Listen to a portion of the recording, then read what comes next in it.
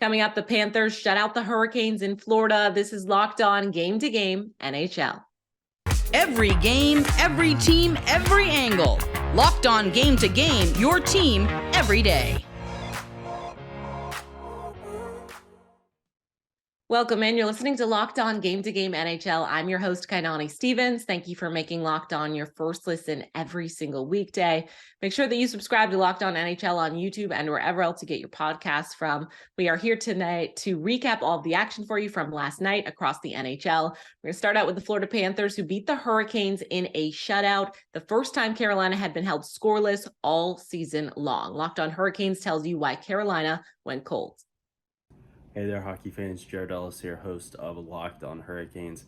And tonight, the Carolina Hurricanes were shut out for the first time this season, 3-0 down in Sunrise, Florida, against the Florida Panthers. This was Jack Drury's NHL debut for the season. He was one of the few bright spots for the Hurricanes tonight. He looked pretty good, as well as the best goaltending performance we have seen this season from the Hurricanes by Antti Raanta tonight. He was absolutely amazing and the brightest spot for the Hurricanes tonight. Other than that, not a whole lot going on with this team. It was a very frustrating game. The Canes couldn't get anything going and no one was stepping up to the plate. That was something echoed by Rod post-game. But former Hurricanes captain Eric Stahl played in his 1300th game. Too bad it was for the opposite side.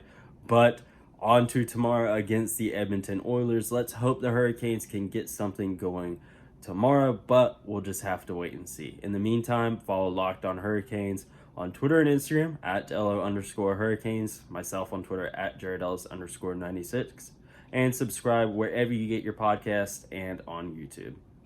The Canadiens jumped out to a big lead yesterday. They never looked back on the way to beat the Canucks. Locked On Canadiens gets to what made the difference in Montreal.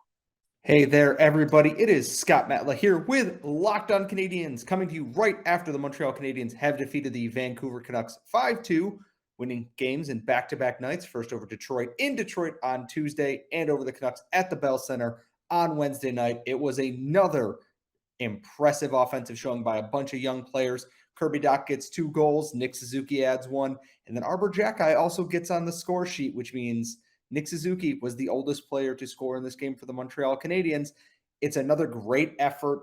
We have the entire recap coming in on today's show. We're going to talk about Owen Beck and Hockey Canada. We're going to take a look at the Laval Rocket, but folks, rest assured, we are going to talk about how great the Canadiens top line is and so much more. So make sure you're subscribed to Locked On Canadiens wherever you get your podcasts or on YouTube. Make sure you're following us on Twitter at LO_Canadiens. And we will see you all then. Coming up, the Wild finally snapped their scoreless streak in a very big way. This is Locked On Game to Game NHL. This edition of Locked On Game to Game is brought to you by BetOnline, the #1 spot for all of your online sports betting needs, whether it's football, hockey, baseball. Of course, when they are in season, whatever you are into, you can bet on that at betonline.net. It's where the game starts. Welcome back to Locked On Game to Game NHL. I'm your host, Kainani Stevens. Thank you for making Locked On your first listen every single weekday. Penguins scored the first 3 goals against their rival, the Washington Capitals, on the way to a win. Both Locked On Penguins and Capitals tell you what allowed Pittsburgh to separate from Washington in the second period.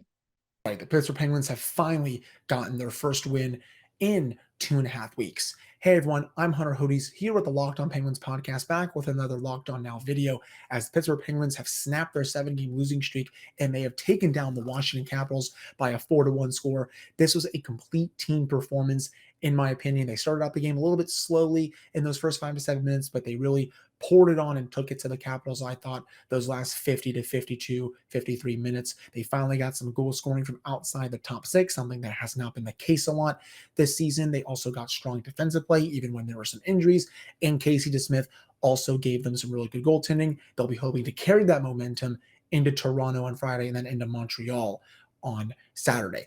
For more on the Pittsburgh Penguins, you can check out the Locked On Penguins podcast wherever you get your podcasts. Washington Capitals fall to the division rival Pittsburgh Penguins by a score of 4-1. Hi, this is Dan Holmey of Locked On Capitals. Well, if there's one thing I've talked about in my podcast this season, why the Capitals aren't winning so many games is because they're not playing a full game. And tonight was no exception as they fall to the Penguins by a score of 4-1. The Capitals have also lost 5 of their last 6 games. And this is a story of a Caps team that started the first period with a great momentum. They were getting a lot of shots on net. And then whatever happens later in the game, the second and the third period, they take their eye off the puck and they take their foot off the gas and they allowed the Penguins into the game and they capitalized it. The Penguins were down 3 defensemen at one point and they still did not find a way to get enough shots on net in the latter part of the game and get enough goals.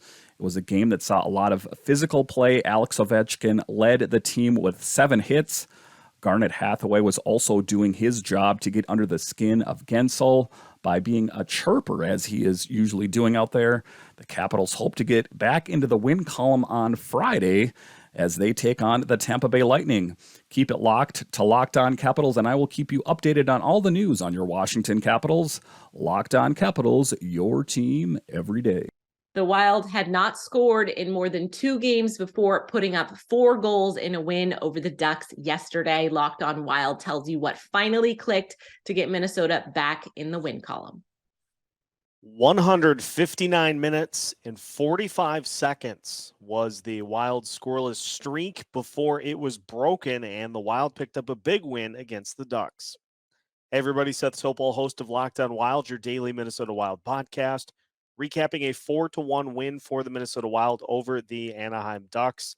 And the Wild were struggling all sorts of ways to score goals coming into this game, having been shut out in 2 consecutive games. And we were scoreless through the first period.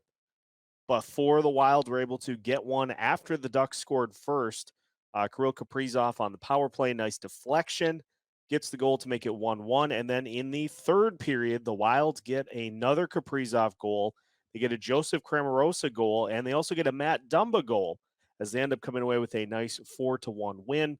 Philip Gustafsson was great in this game, and the Wild did some good things with sustaining zone presence. Penalty kill continues to be very strong, and for the Wild, it's just nice to score a goal. For more on the Minnesota Wild, make sure you follow Locked On Wild wherever you listen to your podcasts. That's going to do it today for Locked On Game to Game NHL. Thank you so much for making Locked On your first listen every weekday. Make sure that you subscribe to Locked On NHL and your favorite team's Locked On podcast on YouTube and wherever else you get your podcasts from. I'm Kainani Stevens. This has been Locked On Game to Game.